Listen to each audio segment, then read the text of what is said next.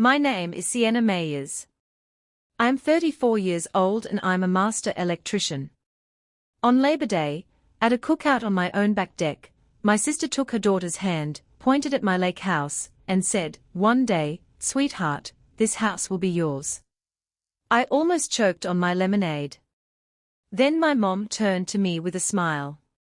The kind of smile you give someone after the contract is already signed. So, I sat down my glass and asked the only question that mattered. "Since when do you have a say about my house?" Nobody laughed. Nobody looked embarrassed either. They looked at me the way you look at the last person in the room to hear the news. But here's what none of them knew that afternoon.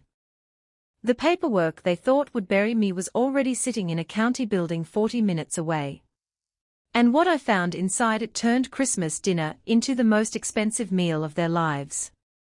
Welcome back to Calm Drama Stories. This channel is where quiet women finally tell the stories their families hoped they'd keep to themselves. Stories about boundaries, betrayal, and the price of peace. If stories like this speak to you, drop a comment below, and be sure to subscribe. Now, let me tell you how my family tried to take my house. I should back up, because you need to know what kind of woman they thought they were dealing with. I didn't go to college. At 19, I signed on as an apprentice electrician while my classmates were picking dorm furniture. 4 years of crawl spaces, attics in July, and journeymen who bet on how fast the girl would quit. I outlasted every one of them. By 30, I had my master's license and a van with my name on the door. Myers Electric, 1 woman, 1 van, a waiting list 3 weeks long. Electricity taught me the only philosophy I've ever needed. It doesn't care about your feelings. It doesn't care what you meant to do. It only cares whether you did the work. My dad understood that. Tom Mayers, diesel mechanic. 40 years of grease under his nails. He was the one who slipped me his old multimeter when Mom said trade school wasn't ladylike. He died 8 years ago. Heart attack in the shop. Gone before the ambulance turned off Route 9. He carried a life insurance policy his whole working life. $150,000 paid straight to my mother. I never asked about that money. It was hers. Remember that because it matters later. The other thing you should know about me is small and boring. Every night since my first apprentice year, I write a job log. Date, site, hours, materials, who said what. Old habit. When your work can burn a house down, you keep records. My dad left behind one thing that mattered more than the multimeter. I just didn't know yet how much it was going to cost me. 7 years ago, I bought a dying cottage on Wren Lake just outside Birch Hollow, Wisconsin. Foreclosure listing, $118,000, and every dollar of the $24,000 down payment came out of a savings account I'd been feeding since I was 19. The bank practically apologized when they handed me the keys. The roof sagged like a tired horse. Mice had opinions about the kitchen. The wiring was original cloth-covered cable from the 50s, which is a polite way of saying the place was a campfire waiting for a match. I didn't care. It sat on the water. It was mine. And I knew how to fix everything wrong with it. I spent 7 years of weekends inside of those walls. I gutted the electrical down to the studs and ran every new circuit with my own hands. I pulled permits for all of it, passed every inspection, and filed every receipt, because that's what a licensed professional does. New panel, new well pump, cedar dock. I built 2 boards at a time.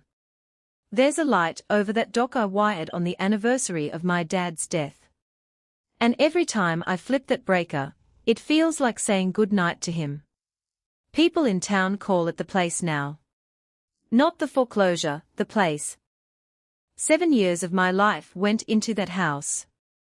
It took my family one afternoon to decide it wasn't mine. And when I finally understood how they planned to pull that off, I realized the afternoon was just the performance. The real work had been done months earlier, quietly in an office with a notary stamp. To explain my mother, I have to explain her favorite sentence. Donna Myers has never yelled at anyone in her life. She doesn't have to. She arranges things. She arranges seating charts, castles, holidays, and people. And by the time you notice you've been arranged, you're already in the chair she picked. And her whole system runs on one sentence I heard from the time I could walk. In this family, there is no yours. There is only ours. She said it when Rachel borrowed my bike and left it at the pool. She said it when relatives stayed in my room for a month and I slept on the couch. It sounds warm, doesn't it? Like a quilt. Until you notice the quilt only ever moves in one direction. What was Rachel's stayed Rachel's. What was mine circulated. By the time I was grown, I had a role in the family the way a toolbox has a shelf. When Mom's panel breathed smoke, I rewired it for free. When Rachel and Brett's water heater died in January, I drove the hour and 45 to Madison with a new one in my van. 2 Christmases ago, I did the ceiling fans in their whole house. Nobody ever offered gas money. And honestly, I never asked. Being needed felt close enough to being loved that I stopped checking the difference. And here's the part that took me years to see. Every job I did got retold at Sunday dinner, as proof the system worked. Not.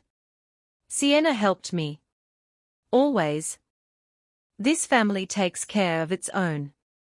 My work went in. The story that came out had no me in it. The Labor Day cookout was my idea, which is the joke of the whole thing. I'd finished the deck in August, and I wanted to show it off. So, the family came to me. Mom brought her potato salad. Rachel and Brett drove up from Madison with my niece, Ava, who is 8. And the only member of this family whose motives I have never once questioned. It was a good afternoon right up until it wasn't. Burgers, sweet corn, Brett telling golf stories nobody asked for. Around 4, I was coming out with a picture of lemonade when I saw Rachel walk Ava down to the end of my dock. She crouched to Ava's height, swept her arm across the water, the cedar boards, the house, my house, like a realtor at an open house. One day, sweetheart, this house will be yours. I laughed because I thought it was a joke. I actually took a sip of lemonade. That's how sure I was. Then I saw my mom's face. She turned to me from the picnic table with a smile I'd never gotten from her. Not at my licensing ceremony, not at my closing. A settled smile. A smile like a signed contract. Like it was already done and my part was just to hear about it. The lemonade went down wrong and I coughed until my eyes watered and nobody moved. And when I got my breath back, I heard my own voice come out flat and level. Since when do you have a say about my house? The yard went quiet in that specific way where even the lake seems to listen. And here's what scared me, though it took me weeks to name it. Nobody looked caught. Rachel looked at Mom. Mom looked at Brett. Brett looked at his beer and smiled like a man checking his watch. They weren't embarrassed like people whose secrets slipped out. They were awkward like people at a surprise party where the guest of honor showed up early. The party limped along another hour on small talk and potato salad. Then the goodbyes started and that's when Brett made his move. He found me at the grill scraping the grates and picked up the tongs like he was helping. Brett sells insurance in Madison. He has a firm handshake, a golf tan, and a voice that's always about to do you a favor. Hey, he said, low friendly. Don't take the house stuff so hard. Rachel just gets sentimental. But you know, a property like this, family should have a plan. Estate stuff. You're single, no kids. God forbid something happens to you. This all turns into a mess. I told him my estate plan was my business. He chuckled like I'd said something charming. Then he sat down the tongs, patted my shoulder twice, and said the sentence I'd replay for the next 3 months. Besides, this place isn't quite as yours as you think it is. And he walked off to load coolers into his SUV like he'd just commented on the weather. At the door, my mother took both my hands, pressed them, and gave me the settled smile again, softer this time. We'll talk properly at Christmas, sweetheart. All of us. It's time we got things squared away. Squared away. I stood on my own deck watching their tail lights climb the county road, and I felt it. That faint wrong smell you catch near an outlet before anything visibly burns. 20 years in the trade teaches you exactly one thing about that smell. It is never nothing. I'm not a person who lets a burning smell wait until morning. So, Tuesday night, I called my mother and asked her straight, "Mom, what did Brett mean? The house isn't as mine as I think." She did what she always does. She poured warm water on it. "Oh, honey. Brett only means the family should plan together. Your father would want us protected." "Protected from what?" I asked. She sighed the sigh she's been sighing at me since 1998. The one that means I was being difficult again, and changed the subject to whether I was coming for Thanksgiving. I called Rachel next. Rachel went the other way, irritated. "Why are you always so defensive? Nobody's taking anything. It's a family conversation. Why can't we ever just have one of those?" I wrote both calls down in my job log that night. Word for word as best I remembered. Dates and times. Old habit. I want to be clear. I heard the alarm. I didn't sleep on it. I just had no idea yet which wall the fire was inside. Meanwhile, I had my own plans cooking. That fall, I'd applied to refinance the lake house, pull $60,000 in equity, buy a second van, and finally take on an apprentice. 3 years I'd been building toward that. The loan officer said everything looked strong, income solid, house appraising well. Last step was routine, she said. A title search standard, she said. Takes about a week. It took 3 days for my phone to ring. And when it did, the voice on the other end was very polite and very careful, the way people are when they are about to hand you a live wire. I was on a ladder in a farmhouse outside Birch Hollow, wire strippers in one hand, when the title company called. The woman introduced herself twice, which should have been my first clue. "Miss Mayers, we found a recorded mortgage against your property that we need to clear up." "A private mortgage. It secures a note for $85,000. I told her that was impossible. I had exactly one mortgage with the credit union, and I could recite the balance in my sleep. "This is a second instrument," she said. "Private lender." I asked who the lender was. Paper rustled and then she said my mother's name, Donna Mayers. I stood on that ladder and looked at the stripped wire in my hand for what felt like a long time. "There's been a mistake," I said. "I never signed anything like that." And she said gently, the sentence that ended the first 34 years of my life. It's recorded with the county. It's notarized. I'm looking at it right now. Recorded this past June. June, 3 months before the cookout, before one day this house will be yours, before the settled smile. They hadn't slipped up at that barbecue. They'd been reading from a script that was already on file with the county. I climbed down, finished the junction box because that's what you do. And then I sat in my van and asked her to email me the copy. If you've ever had a stranger read your own family's handwriting back to you over the phone, you know exactly how cold that cold is. Stay with me because what I did next, I did quietly. And quiet is where this story sharpens. If you're still here, do me one favor and hit subscribe. The quiet ones always finish their stories. The next morning, I drove 40 minutes to the county courthouse and paid $2 for a copy of my own betrayal. The Register of Deeds office smells like old paper and toner. And the clerk was kind in the way people are kind at funerals. She printed the whole instrument. Real estate mortgage. Borrower Sienna R. Mayers. Lender Donna Mayers. Principal $85,000. Referencing a promissory note dated 7 years back. The same year I bought the house. As if my mother had lent me the money for it. As if I hadn't pulled that down payment out of my own savings, one televisit at a time, and there at the bottom was my signature, or something wearing its clothes. Whoever drew it had studied me. I'll give them that. But I've signed thousands of invoices since I was 19, and my M has carried the same long hook on the last leg for 15 years. A little flag I started adding as an apprentice so nobody could pencil in extra line items above my name. This M had no hook. The signature was smooth, careful, and dead. The way handwriting looks when it's been drawn instead of written. Below it sat a notary block, stamped and signed. Dale Hutchkins. I knew that name. Dale golfs with Brett every Saturday from thaw to first snow. I stood at the counter and made myself read the recording date again. June 12th.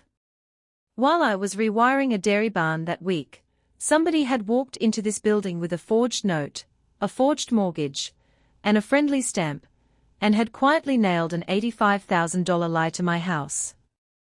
The clerk asked if I needed anything else. I said yes, actually. Certified copies, 2 sets. She didn't ask why, and I didn't tell her that one set was for a lawyer I hadn't hired yet. The loan officer called that afternoon with the voice of a woman reading from a script her manager approved. The refinance was paused. Cloud on title, she said. Nothing could move until the second mortgage was resolved, released, or adjudicated. Adjudicated. There's a word you never want attached to your own address. 3 years of planning went into the ice in one phone call. The second van I'd already test-driven. The apprentice posting I'd written and rewritten on my couch like it was a love letter. A 19-year-old somewhere wasn't getting the phone call I'd been dying to make, and she'd never know why. I sat in my van in the courthouse parking lot with the certified copies on the passenger seat. And I want to be honest about what happened next because it's the whole reason I'm telling this story. Nothing happened. No tears in the parking lot. No screaming phone call to my mother. No message with the word betrayal in it. I reached into the back seat, took out my job log, and opened a fresh page. Date, time, event. Discovered recorded mortgage, county book, and page number. Parties, Donna Mayers, lender of record, Dale Hutchkins, notary, suspected drafter, Brett Kowalski. Below that, I wrote the first rule they teach you in troubleshooting, the rule that has paid my bills for 15 years. Never assume the fault is where the smoke is. The smoke was an $85,000 note with my mother's name on it. But current has to come from somewhere upstream. Something had shorted hard enough to need a lie this size to cover it. My job was to walk the circuit backward until I found the burn mark. So that's exactly what I did. I started with my sister, and I went in soft on purpose. You don't grab a wire to find out if it's hot. You test it. I called Rachel on a Sunday while she was folding laundry, kept my voice light, and dropped it in sideways. Hey, weird question. Mom's been saying I owe her money on the house. Where's that coming from? And Rachel didn't miss a beat. No pause, no guilt, nothing. Well, you do. From Dad's insurance money. Mom lent you 85 grand for the lake house. Everybody knows that. Sigh. I gripped the counter. Everybody knows. She said it the way you'd say the sky is blue, like it was family weather. A fact she'd lived alongside for years. I asked her when exactly this loan was supposed to have happened, and she got annoyed with me again. Right when you bought it. Brett's handled all the paperwork stuff for Mom since Dad died. You know that. Honestly, it hurt her that you never even offered to pay it back, and she never once brought it up. That's how Mom loves people. I heard my sister's voice wobble with real feeling, real hurt on Mom's behalf, at me, the ungrateful daughter of the story. That's when the floor of it opened up. Rachel wasn't lying to me. Rachel was reciting. Sometime in the last 7 years, while I was pulling wire and paying my own bills, somebody had rewritten our family history in the room where I wasn't standing, and my own sister had memorized the new edition without ever wondering who the author was. So, the question stopped being, what does the family believe? The question became, who wrote it down first, and why did he need it to be 85,000? For family history that hasn't been edited, you go to my Aunt Lynn. She's my dad's younger sister, 66, sharp as a utility knife, and she has never once in her life pretended a casserole fixed anything. I drove out to her place with cider donuts and asked about the insurance money, and she talked because Lynn always talks straight. 150,000, she confirmed, paid to Donna within a couple months of the funeral. And Brett swooped in on it like a gull on a boat sandwich, she said. Some annuity thing he sells. Said he'd make it grow so Donna would never have to worry. Your mother signed whatever he put in front of her.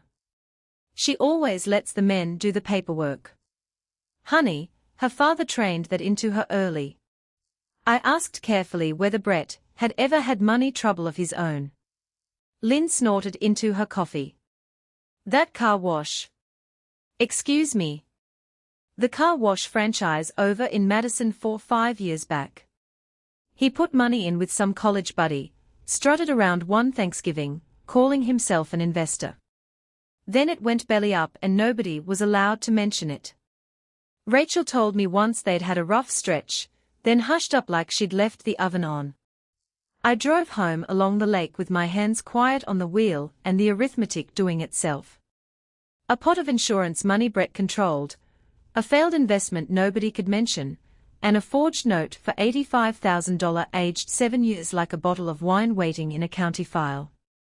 The number on that note wasn't random. Numbers never are. Now I needed someone who could turn what I suspected into something a judge would read. Marisol Vega's office is above a bakery in Eau Claire, and she's the kind of lawyer who reads first and talks after. Real estate litigation, 20 years. I slid the certified copies across her desk, and she went through them with a mechanical pencil, flagging pages, not saying a word for 10 minutes. Then she looked up. First, breathe. A forged instrument conveys nothing. In Wisconsin, in basically every state, a forged deed or mortgage is void from the moment it's signed. It doesn't matter that it's recorded. It doesn't matter that it's notarized. Void means it never legally happened. I asked why my refinance was frozen over something that never happened. And she gave me a thin smile. Because void doesn't mean invisible. That instrument sits in the public record like a dead raccoon in a wall. Everyone can smell it. Nobody can pretend it's not there. And it stays there until a judge orders it out. That's the lawsuit. It's called a quiet title action. We ask the court to declare the mortgage and the note void and strike the cloud from your record. And given what this looks like, we add a claim called slander of title. They published a false document against your property, and that has cost you real money. Then she laid out what winning requires. Proof the signature is forged. Proof the 85,000 never existed. Bank records, 7 years of them. And the notary. The notary is the soft spot. A notary is supposed to verify you in person. If he stamped that without you standing in front of him, he's got a license to lose. And men protect their licenses. She quoted the retainer $7,500 about the price of the van I was no longer buying and asked one last question. Does your mother know it's forged? I said I didn't know. Vega clicked her pencil twice. With mothers, the question is usually not what they know, it's what they've decided not to know. Then she asked how much documentation I had. And for the first time that whole rotten week, I smiled. That night, I cleared my kitchen table, poured coffee I had no business drinking at 9 p.m., and brought in the grey binder. 3 rings, canvas cover gone soft at the corners, writing in my van since the day I closed on this house. My whole 7 years, hole punched, the job logs, every working day, date and site, and hours in my own hooked M handwriting. Every permit for this house with the counter's own date stamps, every inspection card signed off, receipts for wire panels, the well pump, the cedar for the dock folder by year, and the bank records I'd printed that afternoon, the savings account I fed from age 19, the $24,000 cashier check for the down payment drawn from it, and 7 years of statements on every account I own, showing one thing with beautiful, boring clarity. No $85,000 ever arrived. Not as a lump, not in pieces, not ever. You can forge a signature. You cannot forge the absence of money. Brett had built his whole story out of one fabricated page. I had 7 years of Tuesdays. I sat there with my hand flat on the binder, and I made the decision that shaped everything after, the one Vega had walked me to the edge of that afternoon. No confrontation, no warning shots.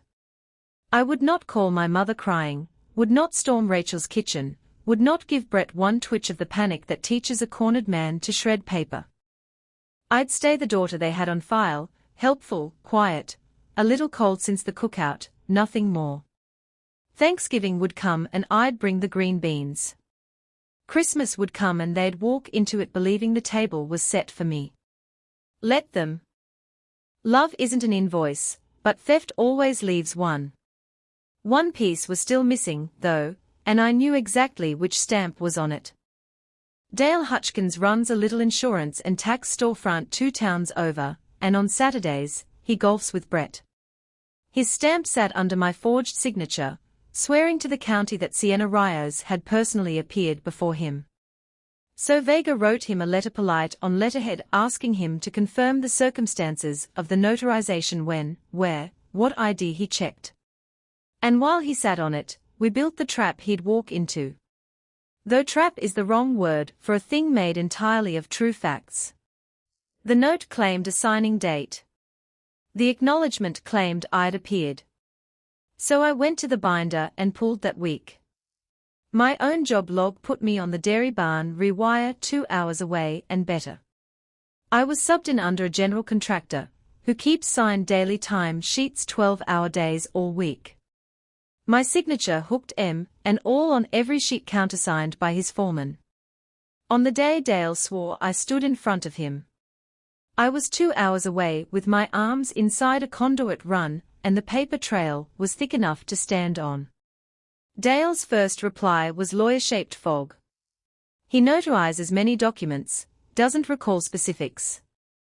Vega answered with one paragraph that mentioned the state's notary regulations, the words revocation and referral, and a deadline. He called her office before the week was out. He'd signed as a favor, he admitted. Brett had brought a stack of family paperwork, said everyone had already signed, and Dale stamped it at his golf buddy's word without me in the room, without me in the building, without ever meeting me in his life. He put it in an affidavit to keep his license breathing. Paper check, money trail check.